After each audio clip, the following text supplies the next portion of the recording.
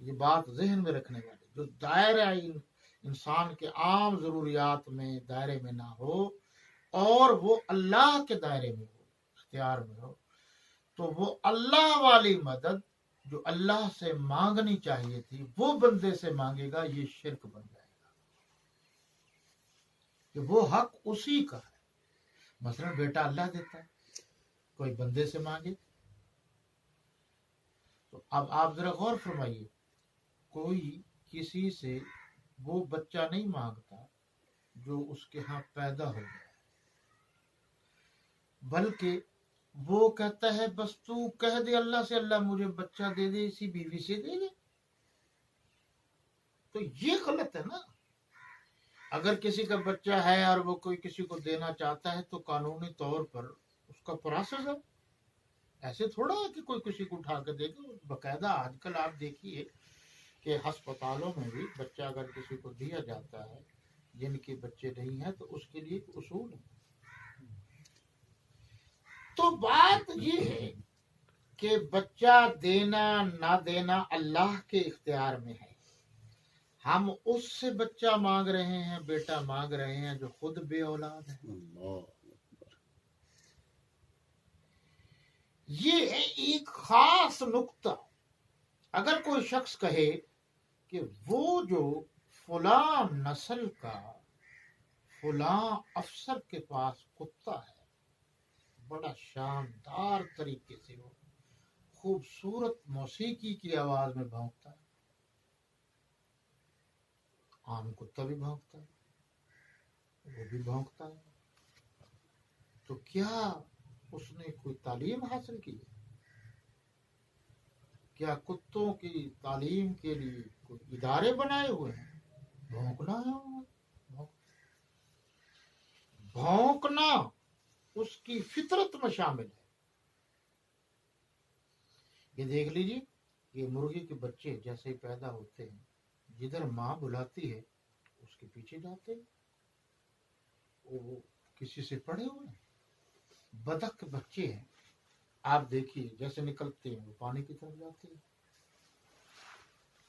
وہ پڑے ہوئے ہیں۔ معصوم بچہ ہمارے ہاں تو وہ بھی سمجھتا ہے کہ یہ میں نے آگ کی طرف نہیں جانا، کبھی ہو بھی سکتا ہے۔ تو یہ چیزیں جو اللہ تعالیٰ نے انسان کی یا جانوروں کی فطرت میں پیدا کر دی ہیں کہ مچھلی پانی کی طرف ہی جائے گی، خشکی کی طرف نہیں جائے گی، بطخ پانی کی طرف ہی جائے گی، اس کو پسند کرتی۔ تو آپ اس پر غور کیجئے کہ کتا بھونکتا ہے، کہیں ادارے میں نہیں پڑا ہوا، تو لوگوں نے یہ سمجھ لیا ہوا کہ صرف اللہ اللہ کرنا وحدانیت ہے۔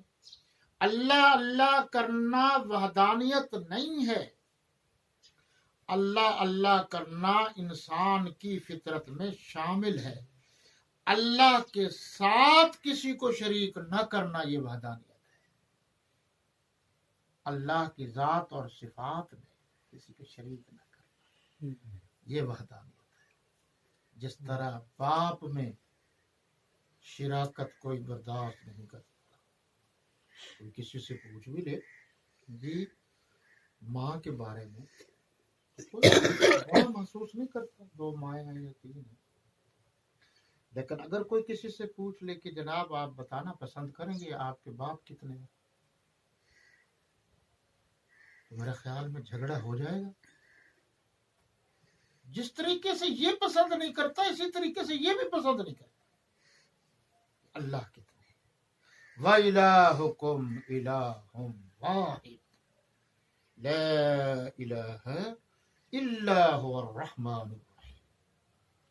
بس یہی ہے بنیادی مسئلہ قرآن کا، وحدانیت کا، جس کو سمجھنے کی ضرورت ہے۔ اب یہاں سے اللہ تبارک و تعالی نے یہ آیت نمبر سے آیت نمبر 82 تک حضرت موسیٰ علیہ السلام اور حضرت خضر علیہ السلام کی بات شروع ہے۔ وہ میں نے بتایا تھا سورہ کہف کے شروع میں کہ جب انہوں نے حضور صلی اللہ علیہ وسلم سے 3 سوال کیے تھے، یہ تیسرا سوال ہے۔ اور اس کا جواب ہے حضرت موسیٰ علیہ السلام جلالی پیغمبر تھے اور انہوں نے یہ واعظ کیا، تقریر کی، لوگ اس میں رو پڑے۔ انہوں نے پھر آ کر حضرت موسیٰ علیہ السلام سے کہا، اے اللہ کے پیغمبر، یہ بتاؤ کہ اس وقت اس دنیا میں آپ سے بڑا بھی کوئی عالم ہے؟ تو ظاہر بات ہے کہ پیغمبر بڑا عالم ہوتا ہے۔ انہوں نے کہا کہ نہیں، یہ اللہ کا اور نبی کا عجیب حساس معاملہ ہے۔ اللہ نے فرمایا، میرے پیغمبر آپ نے یہ کیا جواب دے دیا کہ اس وقت اس دنیا میں مجھ سے بڑھ کر کوئی عالم نہیں ہے؟ آپ کا یہ جواب مجھے پسند نہیں آیا۔ آپ کو کہنا چاہیے تھا اللہ بہتر جانتا ہے، اللہ خوب جانتا ہے، اللہ اچھی طرح جانتا ہے۔ یہ میں بارہا بحث کر چکا ہوں کہ چونکہ نبی اللہ کو پوری مخلوقات میں سب سے پیارا ہوتا ہے، اور جس سے پیار ہو جائے اس کی ہر ادا اچھی لگتی ہے، اور وہ ادا جو اس کو پسند نہ ہو، جس سے محبت ہو، تو وہ بھی نوٹ کی جاتی ہے۔ اس کو یوں نہیں کہنا چاہیے۔ محبت میں ناراضگی کے طور پر اگر کوئی پھول بار دے تو وہ پتھر محسوس ہوتا ہے۔ بات تو کچھ بھی نہیں، اصولی طور پر تو پیغمبر سے زیادہ عالم ہی کوئی نہیں ہوتا، اس میں تو شک والی بات ہی نہیں۔ لیکن اللہ کو آداب بھی سکھانے تھے، وحدانیت و کبریائی اور علم یہ بھی بتانا تھا، تو فرمایا پیار میں۔ یہ پیاری بات ہے، اللہ جب سمجھاتا ہے پیغمبر کو تو پیار میں۔ ہمارے ہاں وہ لفظ جو ہے سمجھا نہیں جاتا، جس سے اختلافات پیدا ہوتے ہیں۔ اس کو عام لفظوں میں یوں کہیے کہ غیر اولا، غیر اولا، اعلیٰ جو بات کرنی چاہیے تھی اس کے برعکس ہے۔ وہ خطا کے زمرے میں نہیں آتی بات، غلطی کے زمرے میں بھی بات نہیں آتی، اولا کی بات کہ یار اگر یہاں یہ لفظ استعمال ہوتا تو کتنا اچھا تھا۔ خلاف اولا، لِيَغْفِرَ لَكَ مَا تَقَدَّمَ مِنْ ذَنْبِكَ وَمَا تَأَخَّرَ سے مراد یہی ہے سورہ فتح میں کہ اللہ نے آپ کے اگلے اور پچھلے وہ باتیں جو خلاف اولا تھیں، اللہ نے ان کو بھی معاف کر دیا۔ خلاف اولا، دیکھیں عام روٹین میں آپ ذرا مزید توجہ کریں گے تو بات سمجھ میں آئے گی۔ جی یہ کرشمہ سازی نہیں ہے، آپ جب تک پوری توجہ نہیں کریں گے بات آپ کو سمجھ میں نہیں آئے گی۔ کہ ہمارے سوسائٹی میں، بڑے لوگوں کی سوسائٹی میں آداب میں بڑا فرق ہے۔ شاہانہ جو مزاج یا کیبنٹ ہوتی ہے، فرق ہے الفاظ کے استعمال کا۔ لکھنؤ میں جو الفاظ استعمال ہوتے ہیں، دلی میں ہوتے ہیں، ہمارے ملتان میں ہوتے ہیں، تعلیم یافتہ میں ہوتے ہیں، دیہاتوں میں ہوتے ہیں، فرق ہے۔ آپ نے پڑھا بھی ہوگا اور یہ دیکھا بھی ہے کہ جو شاہانہ ہوتے ہیں وہاں اشاروں میں بہت کچھ کہہ دیا جاتا ہے۔ تو سب سے بڑا کائنات کا شاہ تو اللہ ہے، اس کے بعد اللہ اس زمین پر جس کو بناتا ہے شاہ وہ نبی ہے۔ اس لیے معاملہ حساسیت کا ہے۔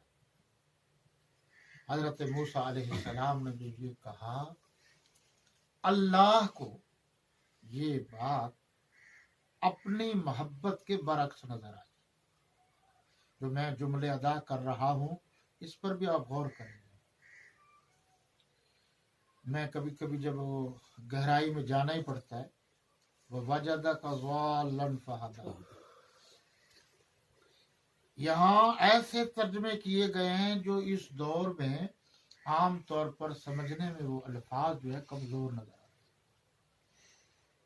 ہم نے آپ کو تلاش حقیقت میں سرگرداں پایا، پھر دامن رحمت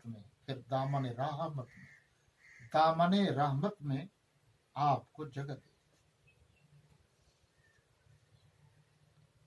تو فرق تو ہے، فرق کیسے؟ چنانچہ اللہ تبارک و تعالی نے فرمایا میرے پیغمبر موسیٰ علیہ السلام بس اب آپ کے لیے یہ ہے کہ یہاں سے جاؤ، اپنے نوکر کو بھی ساتھ لو، غلام کو بھی ساتھ لو۔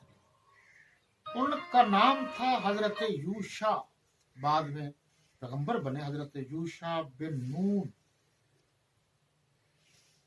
حضرت موسیٰ علیہ السلام بھی پیغمبر تھے، یہ بھی بعد میں پیغمبر بنے حضرت یوشع بن نون۔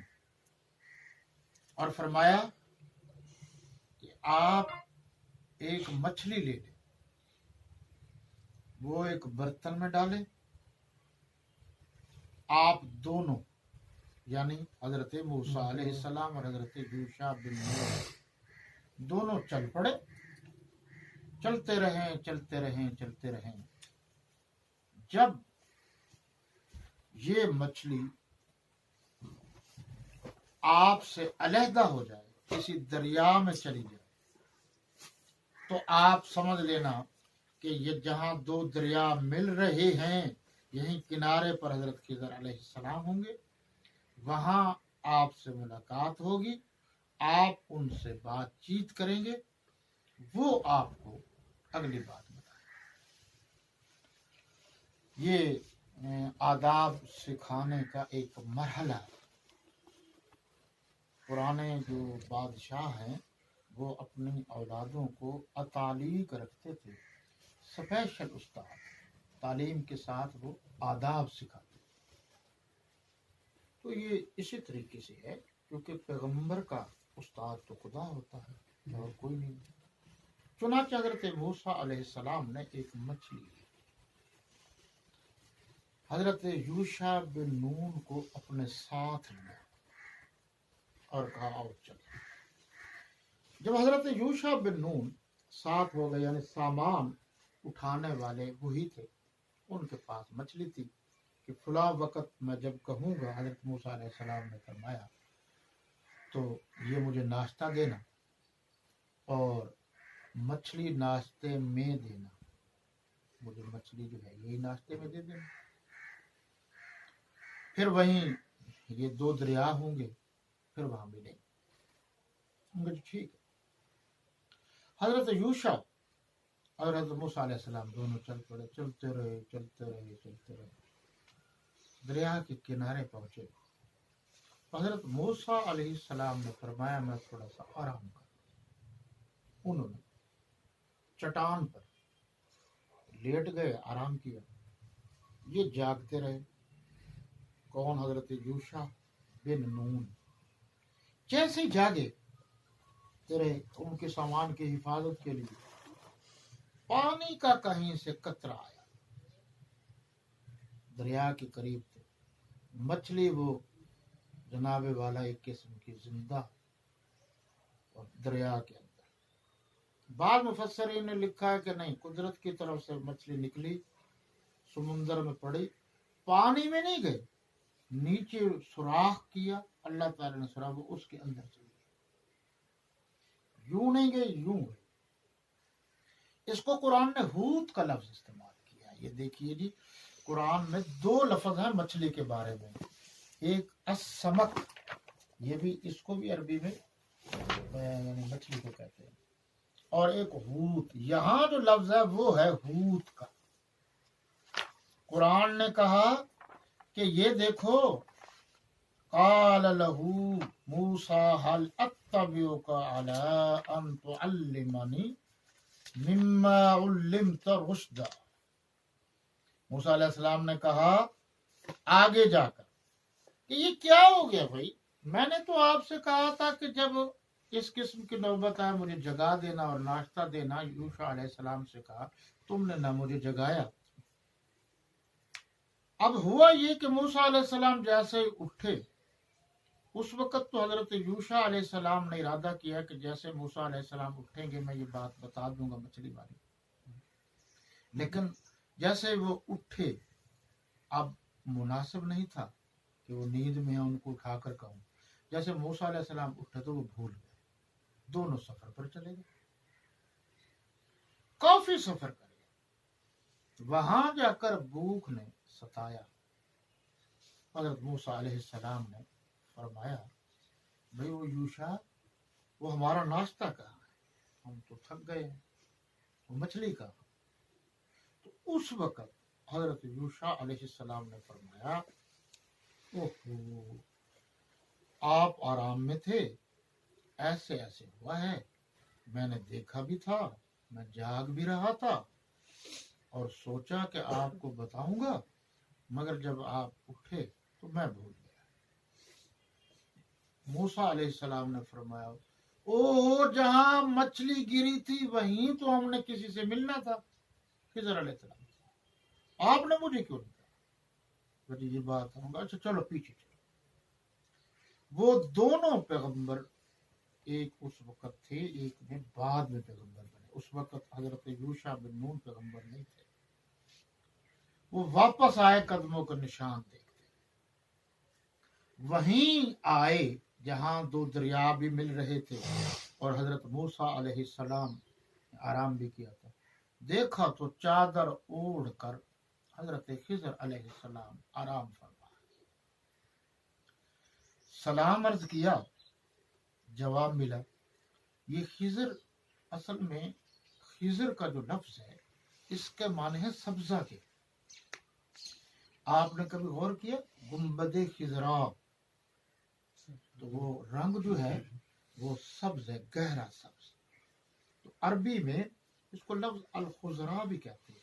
ज्यादातर हमारे यहाँ जो लफ्ज है अरबी का इस्तेमाल होता है वो खिजर। तो जहां हजरत खिजर अलैहिस्सलाम बैठते थे वो जगह सब्जा हो जाता था। यानी उस वक्त लक्को दक दरिया कह लक्को दक सहारा थे ना, तो जैसे वो बैठते थे वो सब्जा हो जाता था, तो नाम मशहूर हो गया हजरत खिजर। हजरत मूसा अलैहिस्सलाम ने आकर सलाम अर्ज किया, बातचीत हुई। हजरत खिजर अलैहिस्सलाम ने पूछा, पैगंबर मूसा अलैहिस्सलाम से कैसे आना हुआ? उन्होंने कहा, बस हम आपके पास हैं, हुक्म तो अल्लाह का था ना कि जाओ उनसे मिलो तो कुछ सीखो। हजरत मूसा अलैहिस्सलाम ने कहा, भी हम आपसे कुछ सीखने आए हैं, आपसे कुछ इल्म हासिल करने आए हैं। हजरत खिजर अलैहिस्सलाम ने कहा कि आप अल्लाह के पैगंबर हैं, आप मुझसे इल्म हासिल करने आए हैं, आप तो खुद बहुत बड़े आलिम हैं। उनका हम आपके पास आए हैं, चलो जो आपके पास इल्म है वो मुझे सिखा दीजिए और जो मेरे पास इल्म है वो मैं आपको सिखा देता हूं। अब वो कौन सा इल्म था? वो तकवीनियात का इल्म था जो हजरत मूसा अलैहिस्सलाम सीखने गए। और जो खिजर अलैहिस्सलाम ने कहा मूसा अलैहिस्सलाम के पास, वो शरीयत का इल्म था। अब जरा बहुत सारे लोग हमारे यहाँ तो बड़ी जल्दी में कह देते हैं ना कि हम आलिम हैं जी, और जो शरीफ आदमी कह दे कि मुझे इस मामले का, इस बात का पता नहीं है, तो उस पर तंज किया जाता है। इधर मुलाजा फरमाइए, आपके दौर में इल्म फल्कियात है, इल्म अर्जियात है, इल्म अस्समावात है, हवाओं फिजाओं खला का इल्म है, ये पौधों का बकायदा एक इल्म है, और खुसूसन जो फूल है उनका भी एक स्पेशल इल्म है, अक़साम। हजरत नबी करीम सल्लल्लाहु अलैहि वसल्लम ने एक मर्तबा खुद फरमाया कि भाई खजूरों के मामलात में आप जो आपका तजर्बा है आप उससे फायदा उठाएं, ठीक है? जो शरीयत के मामलात हैं वो मैं, आपने खेती बाड़ी करके कभी नहीं दिखाई, یا آپ صلی اللہ علیہ وسلم نے زندگی میں کبھی یہ نہیں کہا کہ جی یہ میں درخت لگا رہا ہوں، اس میں یہ کھاد ڈالنی ہے، اس میں یہ پانی دینا ہے، اس وقت دینا ہے، اس وقت نہیں دینا، یہ نہیں، بالکل نہیں. یہ دنیاوی تجربات پر آپ نے منع نہیں کیا. جو اصل آج کل علماء کو علم نہ ہونے کی وجہ سے خرابی پیدا ہو، خیر الناس من ينفع الناس، تم میں سے بہتر وہ ہے جو دوسروں کی بھلائی کے بارے میں سوچے. یہی خرابیاں تھیں جن کے بارے میں میں ایک طویل عرصے سے کہتا آ رہا ہوں کہ جب ٹی وی کو توڑا جاتا تھا میں کہتا تھا، چاہے وہ طالبان تھے، چاہے وہ مجاہدین تھے، چاہے وہ تبلیغی تھے، میں اس وقت بھی کہتا تھا کہ ان کو اس طریقے سے نہیں، استعمال کے طریقے پر لیا. اور آج وہی ہے کہ ان کے بغیر رہ نہیں سکتے. اس وقت مجھے نام لے کر باقاعدہ گالیاں دی جاتی تھی، اور آج وہی سب کچھ استعمال کر رہے ہیں. تو سوچ کا فرق ہو گیا نا، کہ اگر یہ چیز 20 سال 30 سال پہلے اپنانی چاہیے تھی، اس کو 30 سال کے بعد اپنا رہے ہو، تو تمہاری عقل اتنی کام نہیں کرتی، تو باقی کیا نظام چلاؤ گے حکومت کا؟ افلا تتفکرون افلا تتدبرون. یہ چیزیں سمجھنے کی ہے. اب تکوینیات کا علم جو ہے، یہ دیکھ لو، خسرت دنیا والآخرہ قرآن میں کہا. ذرا لفظوں پر غور کیجیے کہ وہ دنیا میں بھی خسارے میں، آخرت میں بھی. ٹھیک ہے، ربنا آتنا فی الدنیا حسنہ وفی الآخرۃ حسنہ، کہ وہ دنیا میں بھی بھلائی، آخرت میں بھی بھلائی. اب دونوں لفظوں کو، جملوں کو ملائیے کہ دنیا کا لفظ استعمال کیا ہے قرآن نے. دنیا سے انکار تو نہیں کیا، دنیا سے انکار تو نہیں کیا. یہ دنیا تھی نا، تو آپ نے کہا تھا کہ تیر لے آؤ، نیزے لے آؤ، گھوڑے لے آؤ، اونٹ لے آؤ، زرہ لے آؤ. یہ کیا ہے؟ پھر سب سے بڑی بات کہ دعا بھی کی جا رہی ہے، اے اللہ عمر ابن ہشام دے یا عمر ابن خطاب دے. سبحان اللہ. یہ پیغمبر مانگ رہا ہے، اللہ سے مانگ رہا ہے. کیوں مانگ رہا ہے؟ ذرا غور کیا آپ نے؟ اللہ کے پیغمبر کے پاس کس چیز کی کمی تھی کہ انہوں نے مانگا؟ مانگا تو اللہ سے ہے، کسی اور سے نہیں مانگا کبھی بھی پیغمبر نے. لیکن وہ شان و شوکت، دبدبا، قوت، اللہ ان کے پاس ظاہری قوت ہے، اس لیے اللہ تو ان میں سے کوئی ایک دے دے. تو اللہ نے عمر ابن خطاب کو دیا. پھر قوت نظر آئی، ایمان لاتے ہی جو نمازیں چھپ کر پڑھی جاتی تھی، کہا اب چھپ کر نہیں، سر عام پڑھی جائیں گے. تو اس سے پتہ چلا ظاہری شان و شوکت، دبدبا، اس کی اسلام میں اجازت.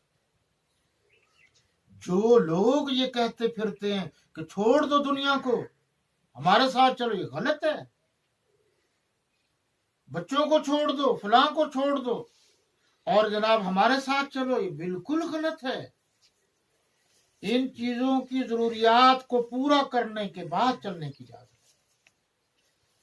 چنانچہ حضرت خضر علیہ السلام نے فرمایا موسیٰ علیہ السلام سے، آپ صبر نہیں کر پائیں گے، آپ جلالی پیغمبر ہیں، آپ نے کہا تو ہے، چلو میں مان لیتا ہوں، آپ مجھے شریعت کا علم سکھا دیں، میرے پاس جو تکوینیات کا معاملہ ہے وہ میں آپ کو بتا دوں گا، لیکن آپ سے صبر نہیں ہو سکے گا. آپ مجھ سے پوچھیں گے اور یہ پوچھنا اچھا نہیں ہے. حضرت موسیٰ علیہ السلام نے وعدہ کیا کہ میں صبر کروں گا، میں آپ سے کوئی بات نہیں پوچھوں گا، بعد میں جب وہ معاملہ گزر جائے گا تو پھر آپ مجھے بتائیں. حضرت موسیٰ علیہ السلام اور حضرت خضر علیہ السلام اور حضرت یوشع بن نون علیہ السلام، یہ تینوں چلے. آگے دریا میں کشتی تھی. کشتی والوں نے کہا یہ شریف لوگ ہیں، ان کو بٹھا لو اور ان سے کرایہ بھی نہیں لینا، وہ تینوں اسی میں بیٹھ گئے. بعض مفسرین نے لکھا ہے کہ حضرت یوشع بن نون جب حضرت خضر علیہ السلام حضرت موسیٰ علیہ السلام سے مل گئے تو ان کو موسیٰ علیہ السلام نے فرمایا اب آپ کو اجازت ہے آپ پیچھے چلے جائیں ہم ان کے ساتھ جائیں. اس کے بعد کیا ہوا آئندہ اس وقت تک کے لیے اجازت چاہوں گا. اللہ آپ کا میرا اور تمام مسلمانوں کا حامی و ناصر ہو. حیات باقی ملاقات باقی وما علینا الا البلاغ. ربنا ظلمنا انفسنا وان لم تغفر لنا وترحمنا لنكونن من الخاسرين. آمين. ربنا لا تزغ قلوبنا بعد إذ هديتنا وهب لنا من لدنك رحمة إنك أنت الوهاب. ربنا إنك جامع الناس ليوم لا ريب فيه إن الله لا يخلف الميعاد. یا اللہ ہم سب مسلمانوں کو صحیح معنوں میں سچا مسلمان بنا، سچا پاکستانی بنا، سچا عاشق رسول بنا، سچا صحابہ و اہل بیت کا غلام نوکر اور چاکر بنا، سچے اولیاء اللہ کی خدمت کرنے کی توفیق عطا فرما. یا اللہ پوری دنیا میں قرآن کا قانون جاری و ساری کرنے کی توفیق عطا فرما. یا اللہ ہم مسلمانوں کو قرآن سمجھنے کی توفیق عطا فرما. قرآن پڑھتے پڑھتے موت نصیب فرما. اور جب موت آئے تو قرآن کی تلاوت ہماری زبان پر جاری و ساری ہو. ہماری خطاؤں کو معاف فرما، ہماری لغزشوں کو معاف فرما، ہمارے ملک کو امن و آشتی کا گہوارہ بنا، اور قیامت کے دن نبی آخر الزمان صلی اللہ علیہ وسلم کی شفاعت نصیب فرما. صلی اللہ تعالی علی خیر خلقہ محمد وعلى آله وأصحابه وأزواجه وبناته أجمعين برحمتك يا أرحم الراحمين.